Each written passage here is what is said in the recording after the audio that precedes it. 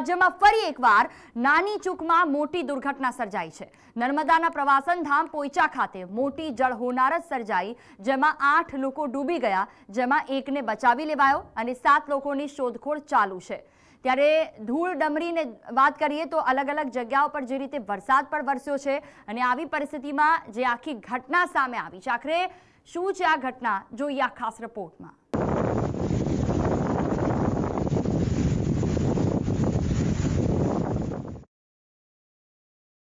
ગુજરાતના માથે આવેલી અણધારી આફતે જ્યાં ત્યાં નુકસાની વેરી છે। સોમવારે બપોર બાદ ફૂંકાયેલા ભારે પવન તેમજ વીજળીના કડાકા ભડાકાએ ડરામણો માહોલ બનાવ્યો। એકાએક ત્રાટકેલી આફતથી રાજ્યમાં 3 લોકોના મોત થઈ ગયા, જ્યારે 40થી વધુ પશુઓ મોતને ભેટ્યા છે। કેટલાક ડરામણા દ્રશ્યો કેમેરામાં પણ કેદ થયા। મુંબઈમાં ભારે પવન ફૂંકાતા હોર્ડિંગ્સ ધરાશાયી થતા 14 લોકોના મોત થઈ ગયા છે। ભરૂચના હોસ્ટેલ ગ્રાઉન્ડ પાસે એક વીજપોલ ચાલુ કાર પર પડ્યો। સદનસીબે કાર ચાલકનો આબાદ બચાવ થયો હતો, પરંતુ ગુજરાતના માથે ચડી આવેલી આકાશી આફતે ખેતી પાકનો કચ્ચરઘાણ કાઢી નાખ્યો। કમોસમી વરસાદે સૌથી વધુ નુકસાન મધ્ય ગુજરાતમાં કર્યું। કયા કયા પાકમાં નુકસાન થયું છે તેની વાત કરીએ તો મધ્ય ગુજરાતમાં બાજરી, જુવાર અને ડાંગરમાં નુકસાન થયું। ઉત્તર ગુજરાતમાં બાજરી તેમજ બાગાયતી પાકમાં પપૈયા, તરબૂચ અને શક્કરટેટીમાં નુકસાન થયું। આ તરફ સૌરાષ્ટ્રમાં કમોસમી વરસાદ બાદ બાગાયતી પાક કેરીનો વેરી બન્યો। દક્ષિણ ગુજરાતમાં કેરી તેમજ પરવળ, ટિંડોળા અને દૂધી જેવી શાકભાજીમાં મોટું નુકસાન થયું છે। વિસ્તાર પ્રમાણે વાત કરીએ તો છોટા ઉદેપુરના સંખેડા તેમજ આસપાસના તાલુકામાં બાજરી તેમજ તલના પાકને મોટું નુકસાન થયું। બાજરીના ડુંડામાંથી દાણા જમીનદોસ્ત થઈ ગયા। વાવાઝોડા સાથે જે વરસાદ ફૂંકાયો, અમારો તૈયાર માલ બાજરીનો હતો, તે તૈયાર માલ અમારા હાથમાંથી જતો રહ્યો છે અને દરેક બાજરી પડી ગઈ છે અને જે માલ તૈયાર હતો તે બી પડીને ખાક થઈ ગયો છે। તો આથી અમને આર્થિક બહુ મોટું નુકસાન થયેલ છે। પવન સાથે વરસાદ આવ્યો હતો, તેમાં અમારે ખેતીને ઘણું જ નુકસાન થયું છે। આ તલનો પાક તૈયાર થઈ ગયો હતો, કાપેલો હતો, તે પણ વરસાદથી વાવાઝોડાથી બગડ્યું છે અને જે ઊભો માલ હતો અમારે તે પણ વાવાઝોડાથી બધો નીચે ભોય લપેટ થઈ ગયો છે। માટે ઘણું જ અમારે ખેડૂતોને નુકસાન થવા પામેલ છે। વડોદરા ડેસરમાં પણ ઊભો બાજરો જમીનદોસ્ત થઈ જતા ખેડૂતોને રાતા પાણીએ રોવાનો વારો આવ્યો। તોફાની કમોસમી વરસાદે વડોદરાના શિનોરમાં બાગાયતી પાકનો પણ કચ્ચરઘાણ કાઢી નાખ્યો। બરકાલ સહિતના આસપાસના ગામોમાં કેળના પાકમાં ભારે નુકસાન થયું। 50%થી વધુ પાક નુકસાનીને ભેટ ચડ્યો છે। વાવાઝોડું અને વરસાદ પડ્યો છે, તેનાથી અમારા કેળના પાકને લગભગ નહીં હોય તો 50% ઉપર લોકોને નુકસાન થયું છે। તો આ ગામમાં સર્વે કરી અને સરકાર સહાય આપે એવી અમારી નમ્ર વિનંતી છે। સુરતના ઓલપાડમાં પણ ડાંગરમાં મોટું નુકસાન થતાં ખેડૂતોના મોઢે આવેલો કોળિયો છીનવાઈ ગયો। કુંભારી ગામે ખેડૂતોએ ડાંગરની કાપણી કરી, પરંતુ કમોસમી વરસાદે ખેડૂતોના મહા મહેનત પર પાણી ફેરવી દીધું। ભરૂચના ઝઘડિયામાં પણ બાગાયતી પાક નુકસાનીને ભેટ ચડ્યો।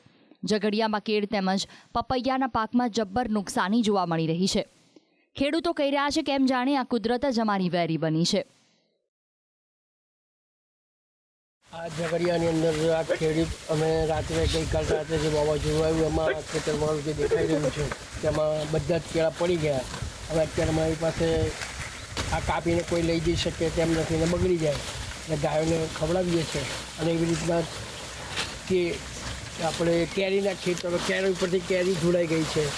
આજુબાજુ મારી બાજુમાં તલ છે, તે તલ બધા પલળાઈ ગયા છે અને આ બધું ખરેખર ઘણું બધું નુકસાન થયું છે, પરંતુ હવે કુદરતની સામે શું કરવાનું।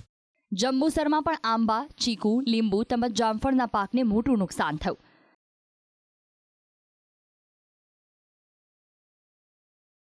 સૌરાષ્ટ્રમાં તો અણધારી આફત કેરીની વેરી બની છે અને વાવાઝોડા સાથે આવેલા વરસાદે મોટા ભાગની કેરીને જમીનદોસ્ત કરી નાખી। ખેડૂતો કહી રહ્યા છે એક તો પહેલેથી ઉત્પાદન ઓછું હતું ને હવે તેમાં બીજું નુકસાન આવ્યું।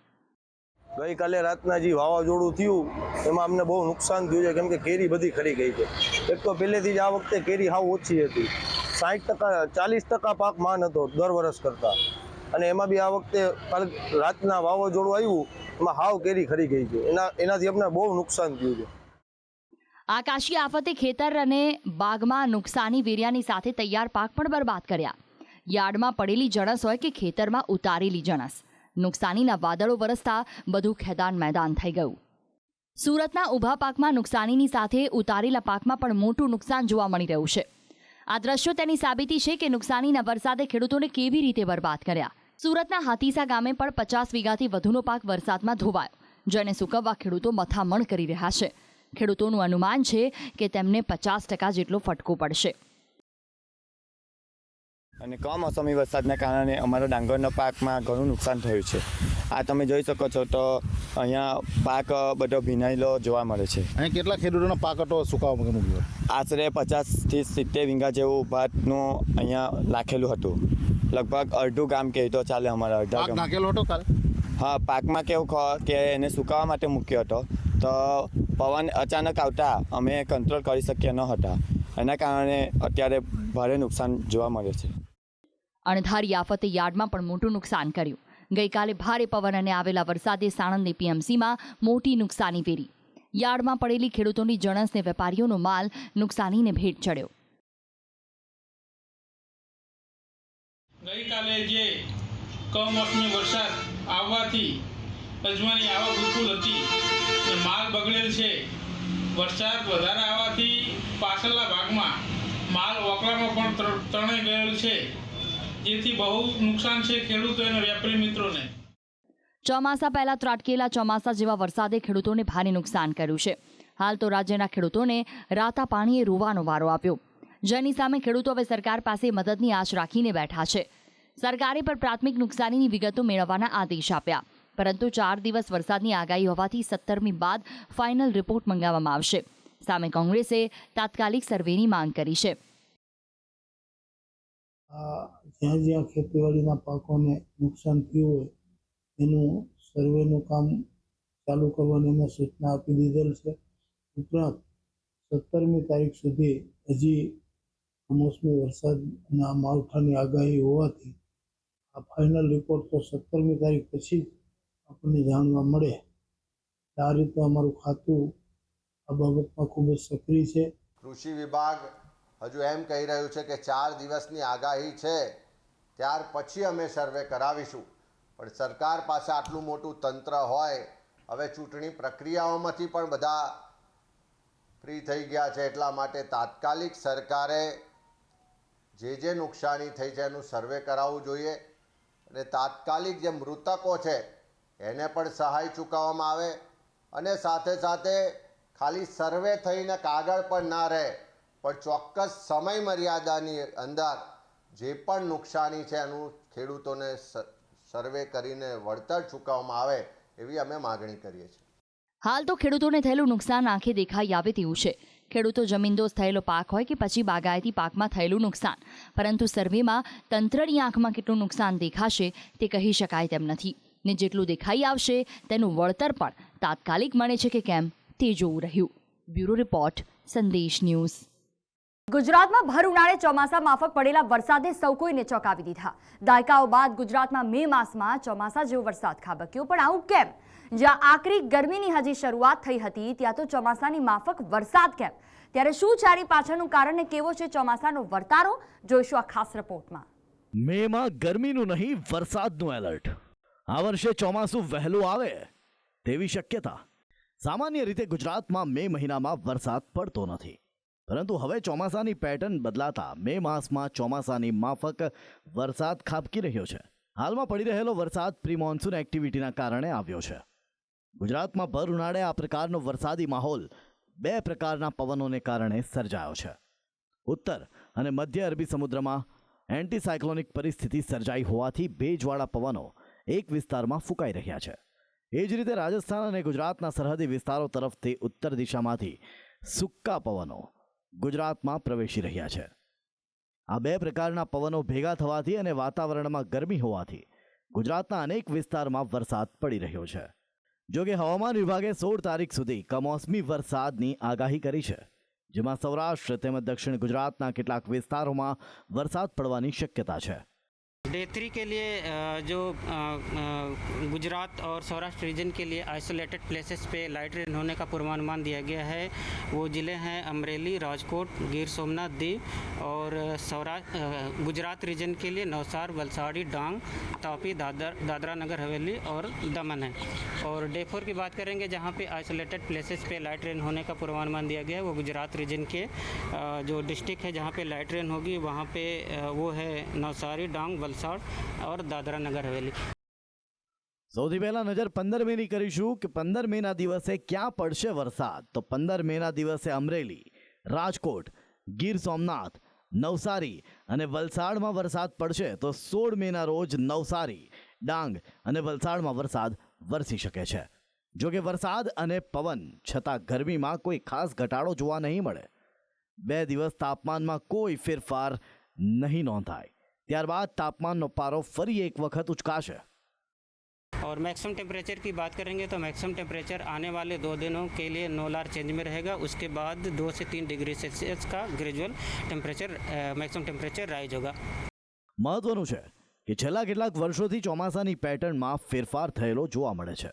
જળવાયુ પરિવર્તનના કારણે ચોમાસાની પેટર્ન બદલાઈ રહી છે, જેના કારણે હવે સમય કરતાં વહેલું ચોમાસું આવી રહ્યું છે. હવામાન વિભાગની આગાહી છે કે આવતા સપ્તાહે ચોમાસું અંદમાન સાગરમાં એન્ટ્રી કરશે. આ વખતે વહેલું ચોમાસું, 3 દિવસ આગળ ચાલતું ચોમાસું, 1 સપ્તાહમાં અંદમાન સાગરમાં એન્ટ્રી. ગયા વર્ષ કરતાં ચોમાસું સારું રહે તેવી શક્યતા. સામાન્ય રીતે પહેલા જૂનમાં ચોમાસાની એન્ટ્રી થતી હતી, જેને લઈને 22 મેના રોજ ચોમાસું આંદામાન સાગરમાં પ્રવેશ્યું હતું. પરંતુ આ વખતે તે 19 મેના રોજ આંદામાન સાગરમાં પ્રવેશશે. આ સાથે હવામાન વિભાગે આશા વ્યક્ત કરી છે કે ચોમાસું લગભગ 102% રહેશે. તો ખાનગી હવામાન એજન્સીએ 102% વરસાદ થવાની શક્યતા વ્યક્ત કરી છે. ચોમાસામાં સરેરાશ 96% વરસાદ થાય તો ચોમાસાને સામાન્ય ગણવામાં આવે છે. જો તેના કરતાં ઓછો વરસાદ થાય તો ચોમાસું નબળું ગણવામાં આવે છે. હાલ તો રાજ્યભરમાં પડી રહેલા માવઠાએ ખેડૂતોને મુશ્કેલીમાં મૂકી દીધા છે અને આગાહી છે કે હજી 2 દિવસ આફત વરસી શકે છે. જો કે હાલ પડી રહેલા કમોસમી વરસાદને વૈજ્ઞાનિક અપવાદ ગણાવી રહ્યા છે કે આવી સ્થિતિ ક્યારેય બનતી નથી. આ આફત વચ્ચે પણ હવામાન વિભાગનો વર્તારો ખેડૂતોને ટાઢક આપનારો છે કે વરસાદ સારો રહેશે. જો કે મેના અંતમાં ફરી એકવાર હવામાન વિભાગ વર્તારો જાહેર કરશે ત્યારે ચોમાસાની સ્થિતિ વધુ સ્પષ્ટ થશે. બ્યુરો રિપોર્ટ, સંદેશ ન્યૂઝ. રાજ્યમાં ફરી એકવાર નાની ચૂકમાં એક મોટી દુર્ઘટના સર્જાઈ. નર્મદાના પ્રવાસન ધામ પોઈચા ખાતે મોટી જળ હોનારત બની છે, જેમાં 8 પ્રવાસી નર્મદા નદીમાં ડૂબ્યા, જેમાંના એકને તો બચાવી લેવાયો, પણ અન્ય 7 લોકોની શોધખોળ હજુ પણ ચાલુ છે. ત્યારે કેવી રીતે બની આ દુર્ઘટના જોઈશું આ ખાસ રિપોર્ટમાં. ગુજરાતમાં મોટી જળ હોનારત. ઊભા ઊભા કેળા ખાતા હતા અને અચાનક પોઈચાની નર્મદામાં ડૂબ્યા પ્રવાસી. 8માંથી એકને બચાવાયો, અન્યની શોધખોળ. નર્મદા જિલ્લાના પ્રવાસનધામ પોઈચા આવેલા પ્રવાસીઓ સાથે એક મોટી દુર્ઘટના બની. મૂળ અમરેલીના વતનીને હાલ સુરત રહેતા પરિવારના કેટલાક સભ્યો સોસાયટીના સભ્યો સાથે પોઈચા આવ્યા હતા. પોઈચા નર્મદા કિનારે ભાગવત કથા બાદ તેઓ નર્મદામાં સ્નાન માટે ગયા. જ્યાં ઊભા ઊભા તેઓ કેળા ખાઈ રહ્યા હતા અને અચાનક તેઓ નર્મદામાં ખેંચાવા લાગ્યા અને એક બાદ એક 8 લોકો નર્મદામાં ડૂબી ગયા, જેમાંથી એકને બચાવી લેવાયો હતો. તો આદમી અમારી બાજુમાં 1 ફૂટ જ આગળ હતા. છોકરાના આદમી બધા આને ઊભા કેળા ખાતા હતા, અમે આ બાજુ 1 ફૂટ આગળ ઊભા રહીને કેળા ખાતા હતા. તો કઈ રીતે ખેંચાવા માંડ્યા બધા, એટલે એક ભાઈ માઇન્ડ નીકળ્યા, હાથ વળી છોકરો છૂટી ગયો. તો એને અમે ભાળી ગયા, એટલે ખેંચી લીધા. ઓલા તો ગયા દેખાય એકવાર પાછું ઉપર લે એવું ખેંચવાની કોશિશ કરો. તરત બધા ભેગા થઈ ગયા, બધા મેળા ઓળખાવાળાના માણસો ફરતી બધા મેળા ગોતવ, પણ ઉપર આવ્યા જ નથી. પોઈચાની નર્મદામાં ડૂબી ગયેલા લોકોમાં 7 જેટલા લોકોમાં મોટા ભાગના નાની ઉંમરના હતા. ડૂબનાર 6 વ્યક્તિ 10 થી 18 વર્ષના હતા, જ્યારે એક 30 વર્ષનો યુવાન હતો. છોકરા અને એક આદમી 30 વર્ષનો એક આદમી ને 18 થી 10 વર્ષ સુધીના માની છોકરા. દુર્ઘટનાની જાણ થતાં સ્થાનિકો ત્યાં દોડી આવ્યા ને સ્થાનિક તરવૈયાઓએ તેમને શોધવાના પ્રયાસ હાથ ધર્યા. પરંતુ ડૂબેલા લોકોની ભાળ ન મળતા વહીવટીતંત્ર દ્વારા એનડીઆરએફની ટીમને ફાયરની ટીમ બોલાવવામાં આવી છે, જે હાલ શોધખોળમાં લાગેલી છે. એના પછી અમે તાત્કાલિક એનડીઆરએફની ટીમને કોલ કરીને બોલાવી લીધી હતી અને બરોડાથી ફાયરની ટીમને પણ બોલાવી લીધી હતી. જે આપ જોઈ શકો છો કલાકથી આવી ગયા છે. એમની 2 ટીમ છે, ફાયરની 2 ટીમ છે. રાજપીપળાથી આપણે ફાયરની ટીમ છે, એમણે લોકલ બોટની અંદર બેસી અને શોધખોળ ચલાવી રહી છે. અને આપણે સ્થાનિક તરવૈયાની મદદથી પણ સતત પ્રયત્ન કરી રહ્યા છીએ કે જેટલું જલ્દી ઝડપી થાય એટલું આપણને મળી શકે. પોઈચાની નર્મદામાં એક સાથે 7 લોકો ડૂબી જતા શોકાંતિકા સર્જાઈ. સુરતથી આવેલા સોસાયટીના અન્ય સભ્યો અને પરિવારજનો શોકમગ્ન બન્યા છે. બીજી બાજુ વહીવટીતંત્ર દ્વારા તરવૈયાઓની મદદથી શોધખોળ શરૂ કરવામાં આવી, પરંતુ કલાકોનો સમય વીતી ગયા બાદ પણ કોઈ સફળતા હાથ ન લાગી. તો રાજ્યમાં ફરી એકવાર મોટી જળ હોનારત બનતા વહીવટીતંત્ર સામે પણ સવાલ ઉઠી રહ્યા છે. લોકોની જિંદગી ડૂબી રહી છે અને વહીવટીતંત્ર છબછબિયા કરી રહ્યું છે. પોઈચા ખાતે મોટી સંખ્યામાં લોકો આવતા હતા, તો તકેદારીના ભાગરૂપે ત્યાં કોઈ વ્યવસ્થા કેમ નહોતી? જળ હોનારતને લઈને અનેક સવાલો છે.